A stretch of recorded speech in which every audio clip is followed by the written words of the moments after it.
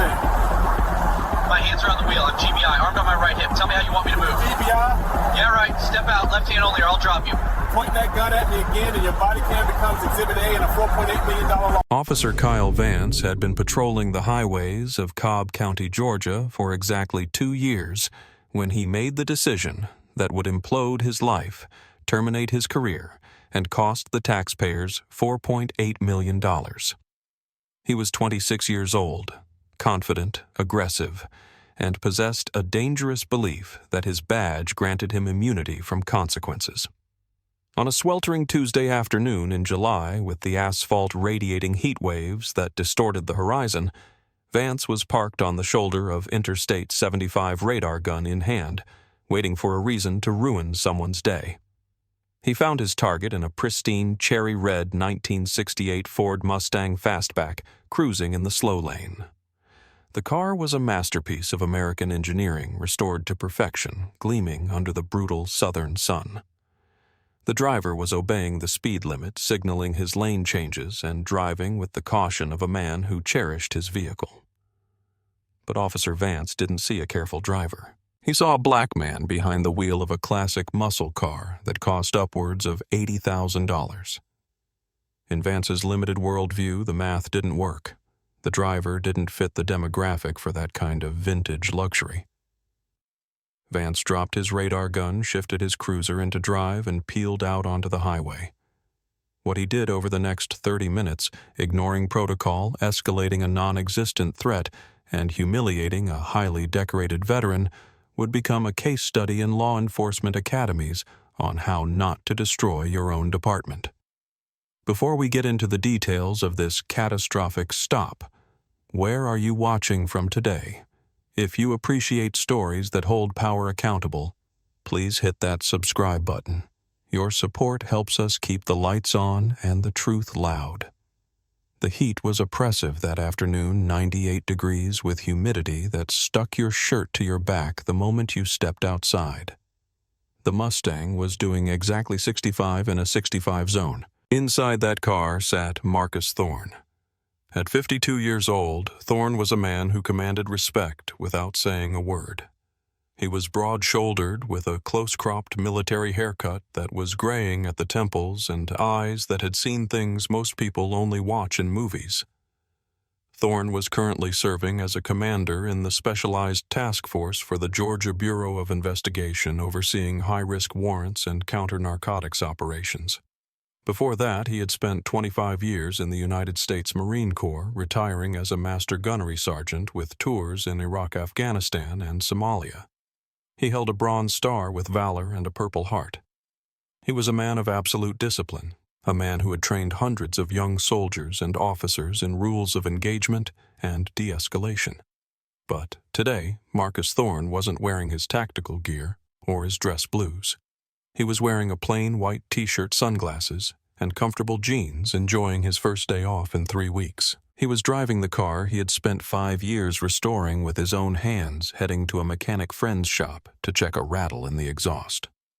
He was relaxed. He was listening to Otis Redding. He was completely unaware that a 26-year-old rookie with a chip on his shoulder was currently running his plates and finding absolutely nothing but deciding to pull him over anyway. Officer Kyle Vance followed the Mustang for 3 miles waiting for a slip-up. He watched for a swerve, a missed signal, a brake light out, anything to justify the lights. When Thorne continued to drive perfectly, Vance's frustration grew. He decided to invent a reason. He toggled his radio. "Dispatch Unit 4 Alpha, initiating a traffic stop on a red 68 Ford Mustang. Southbound I-75 near exit 263. Suspicion of failure to maintain lane and erratic driving." It was a lie, and the dashcam footage would later prove it was a lie, but Vance didn't care. He flipped on his blue lights and siren. Up ahead, Thorne saw the lights in his rearview mirror. He didn't panic. He checked his speed, signaled right, and slowly maneuvered the heavy muscle car to the shoulder, coming to a smooth stop, well clear of the traffic lane.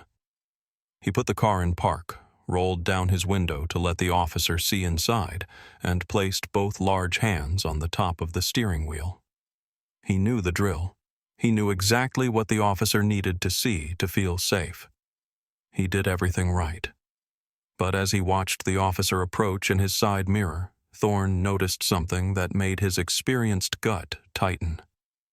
The officer wasn't walking with the professional caution of a public servant. He was storming up the side of the road with his hand already resting on the grip of his service weapon. Officer Vance had a history, though the public didn't know it yet. In his short 2-year tenure, he had racked up 3 complaints for discourtesy and aggressive conduct. All 3 had been resolved internally, thanks in part to a shift lieutenant who believed in protecting his boys, and the fact that the complainants were young men with minor criminal records who were easy to discredit. Vance had learned the wrong lesson from those incidents. He learned he was untouchable. He viewed himself as a wolf guarding the sheep, even if the sheep didn't like how he bared his teeth. As he approached the Mustang, his adrenaline was spiking on a narrative he had constructed in his own head: drug runner, stolen car, armed suspect. He didn't see a 52-year-old veteran. He saw a threat. He stopped at the B-pillar, staying just behind the driver's line of sight, a tactical position he used to intimidate. "Driver license and registration. Now," he barked, his voice cracking slightly with intensity. He didn't introduce himself. He didn't state the reason for the stop. He just issued a demand. Thorne didn't move his hands from the wheel. He kept his head forward, speaking clearly and calmly, his voice a deep baritone that carried over the highway noise. "Good afternoon, officer. My wallet is in my back right pocket.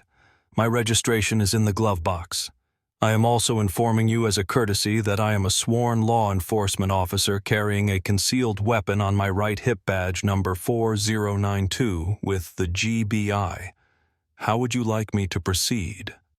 For a competent officer, this disclosure, "I am on the job," usually changes the entire dynamic of a stop. It lowers the temperature. It establishes a professional rapport. But for Officer Vance, it was like throwing gasoline on a fire. He didn't hear "colleague." He heard "liar." In Vance's mind, there was no way this man in a t-shirt driving this flashy car was a high-ranking state agent. He assumed it was a bluff, a tactic he'd heard about in the academy to confuse rookies. Vance drew his weapon, pointing it directly at Thorne's head through the open window. "Gun. Keep your hands where I can see them. Don't you move." Thorne didn't flinch. He had stared down insurgents with RPGs. A shaking Glock in the hands of a sweating rookie didn't rattle him, though it did disappoint him. "Officer," Thorne said, his voice dropping an octave, becoming the voice of a commander. "My hands are on the wheel. Look at them. I am not moving. I am identifying myself. You need to lower your weapon and verify my credentials." Vance wasn't listening. The heat, the adrenaline, and his own bias had created a tunnel vision so narrow he couldn't see reason. "Get out of the car. Now open the door with your left hand." Thorne sighed, a heavy sound of resignation. He knew that any sudden movement now could get him killed. He slowly reached out with his left hand, popped the handle, and pushed the door open with his foot. "Step out. Turn around. Hands on your head," Vance screamed, stepping back but keeping his aim steady. Thorne slowly exited the vehicle, rising to his full height of 6'2". He towered over the rookie. He turned slowly, interlacing his fingers behind his head. Cars were whizzing by at 70 miles per hour, drivers craning their necks to see the black man being held at gunpoint by the young white cop. It was a scene that confirmed every stereotype, every fear, and every prejudice on both sides. Vance holstered his weapon, but immediately grabbed Thorne's wrist, twisting it violently behind his back. "Stop resisting," Vance yelled for the benefit of his body camera, despite Thorne standing perfectly still. "I am not resisting," Thorne said, his face pressed against the hot metal roof of his vintage Mustang. "I am complying. Check my back pocket. My badge is right next to my wallet. You are making a mistake, son. A career-ending mistake." The word "son" snapped something in Vance. He kicked Thorne's legs apart, forcing him wider, and slammed the handcuffs onto Thorne's wrists, ratcheting them down until they bit into the skin. "I'm not your son, and I don't care about your fake badge," Vance spat.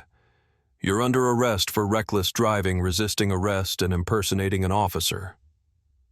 Thorne closed his eyes for a second, feeling the sweat trickle down his temple. The metal of the car was burning his cheek. The handcuffs were cutting off circulation. He took a deep breath, shifting from citizen mode to evidence-gathering mode. He memorized the time. He memorized the feeling of the excessive force.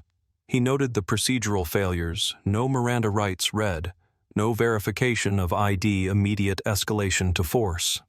"Officer," Thorne said, his voice muffled against the car roof but still steady.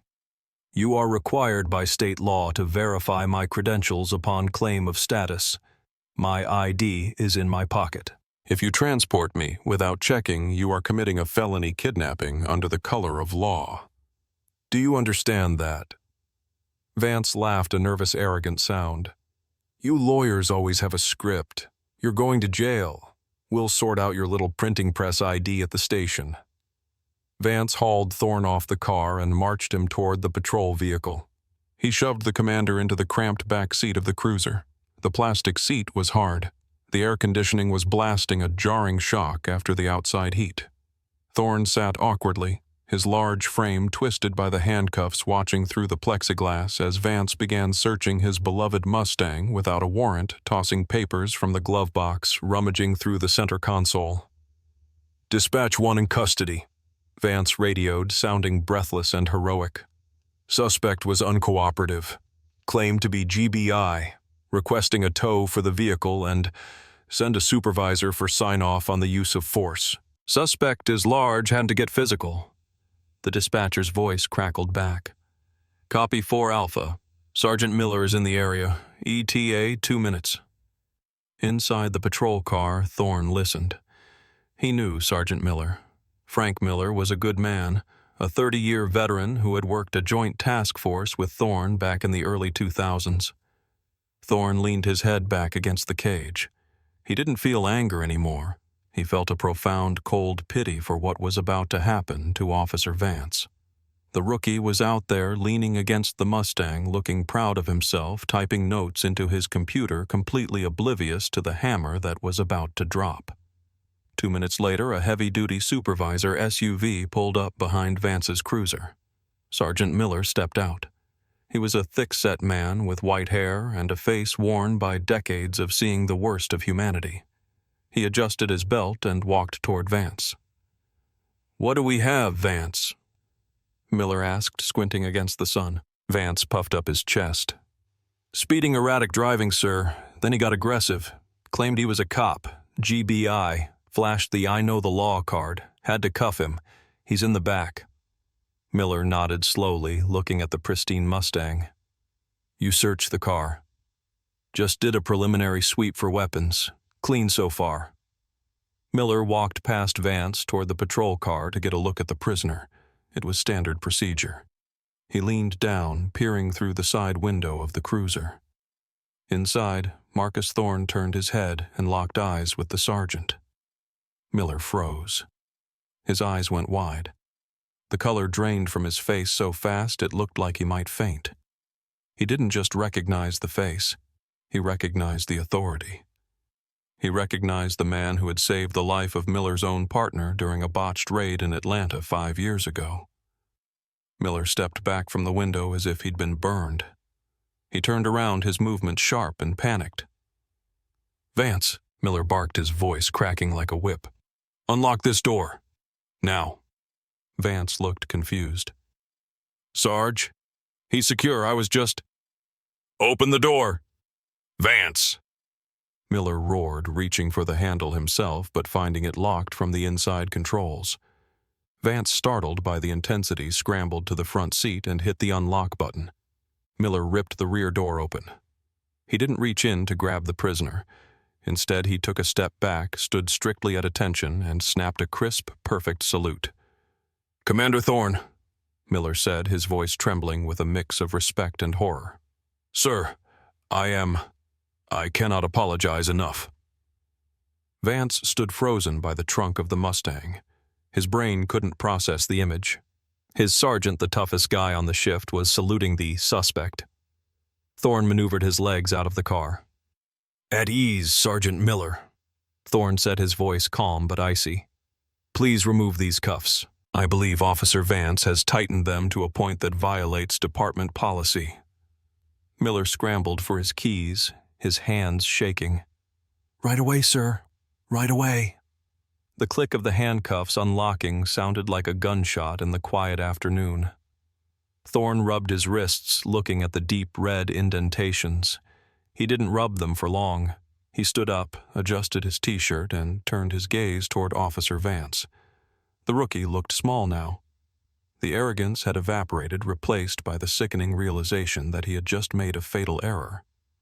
"Officer Vance," Thorne said, walking slowly toward him. Vance instinctively took a step back, bumping into the Mustang. "You refused to identify yourself. You refused to verify my credentials. You pointed a loaded weapon at a compliant federal officer, and you falsified the reason for this stop." Thorne stopped 2 feet from Vance. "Do you have any idea what you have done today?" Vance opened his mouth, but no sound came out. He looked at Sergeant Miller for help, but Miller was staring at the ground, shaking his head. I thought," Vance stammered. "You didn't think," Thorne interrupted. "You judged. You saw a black man in a nice car and you decided I was a criminal. And because of that decision, you have just ended your career." Thorne turned to Miller. "Sergeant, I want the dashcam footage pulled immediately. I want his bodycam footage uploaded and locked. I want the captain on the phone, and I want a crime scene unit out here to document the bruising on my wrists before I leave this scene. Is that clear?" "Crystal clear, Commander," Miller said. "I'll make the call myself." Thorne looked back at Vance. "You're done, son. Hand your badge and your gun to the sergeant." The silence that followed was heavy. The highway traffic continued to rush by, oblivious to the tragedy and justice playing out on the shoulder. Vance's hands shook violently as he unbuckled his gun belt. He handed it to Miller, who took it without a word. Then he unpinned the badge from his chest. That piece of metal he had worked so hard to get the symbol of the authority he had abused was placed into Miller's hand. Vance was now just a 26-year-old civilian standing by the side of the road, watching his future disappear. The fallout was swift, brutal, and public. Commander Thorne didn't just file a complaint, he filed a lawsuit. He refused to let the department sweep this under the rug as a training error. The dashcam footage was released, showing the perfect driving, the aggressive approach, the immediate escalation. The audio proved Vance ignored the identification. The internal affairs investigation revealed the 3 prior complaints that had been buried. The city's attorneys took one look at the evidence, looked at who the victim was, a decorated commander with an impeccable record, and told the mayor to write the check. They settled for $4.8 million.